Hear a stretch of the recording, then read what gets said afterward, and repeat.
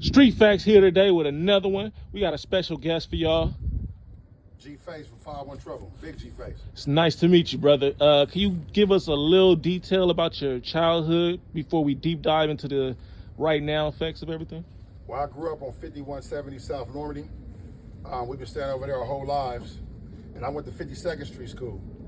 Then I went to John Muir. I know everybody went to Manual, but I went to Youth Authority around 94. Around 94? Yeah. Robbery and house burglaries. How old were you? I was 14. How long did you do in Youth Authority for those crimes? I got out when I was like 19. So probably about 5 or 6 years. And when you got out back to the streets, were you already immersed into the gang lifestyle, or is that when the trouble lifestyle hit? You know, I was already claiming trouble. We just wasn't Crips yet. Shit, well, the Crip shit started probably in about, when I got out of jail. What year? 97, right? In 97, the Troubles was already Trouble Gangsta Crips. You had to be a Crip or you had to be a Blood. It ain't no in between when you gangbanging.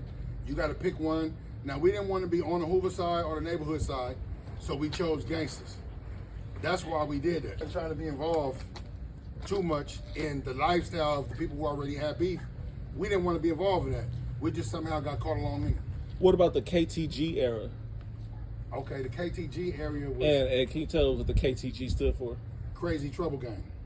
The KTG era came out, say, and probably, damn, the KTG era was like 89, 88, 90, 91.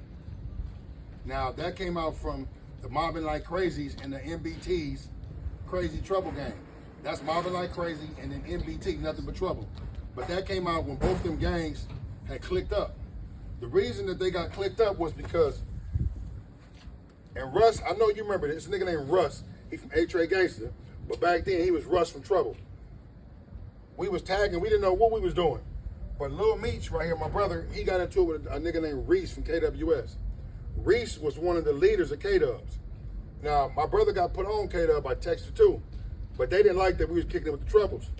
All right, I went and got put on Trouble, and Rain had put me and my brother on. So after Rain did that, we was on a bus, and we riding the bus all the way down. You guys, we riding the bus all the way down to by Lemur Park, and that nigga Reese took off on Meech while we was getting off the bus, and that's how we started beefing with the K-Dubs. Where they were dominantly located. All right. This is when the KWSs and the MBTs, Nothing But Trouble, start beefing. The KWS stand for King with Style. They used to be in Culver City, or probably by the Fox Hill Mall.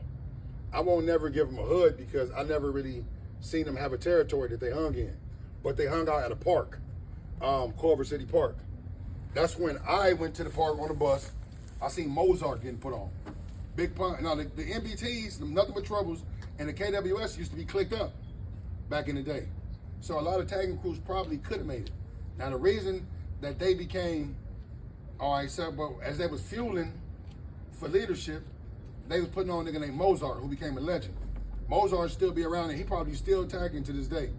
We turned gang because we didn't like the way the gangs treated people, all right? We wanted to have anybody around our area and nobody can tell us where they was from. We wanted to have our own shit. So we got 52nd. But the 52nd was already been done because Big Time Hustler, that's where I was from, and all my brothers was from Big Time Hustler. We all converted because probably it's the 80s. I've been gangbanging since I was like, I never had a dad, so I started gangbanging since I was about like 7. I was going back and forth to jail since I was like 8. I broke in my first house when I was like, damn, like 8, 9. All right. Let me ask you a question. You were talking about the Hoovers and everything, and growing up over there, and they came to you guys, trying to convert you guys. What led you to become involved with the gang life, and what are the key factors that influenced your decision to getting put on? I was a leader, so we made up our own tagging crew. The thing was, back then, people got put on. I didn't have to get put on because I was like the youngest leader. So we started clicking up with the Troubles. That's how when I got put on Trouble, you could tag on. So you could just show where you from and then you tag it on. Now we start putting niggas on probably in the early 90s.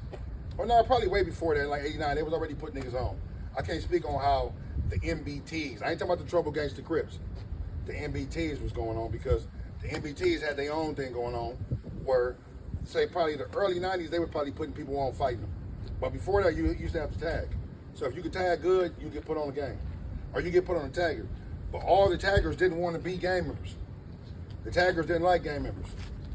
Okay, back in those times, around the time you got out of the YA, did you meet the reputable names like Cadillac Bob and them?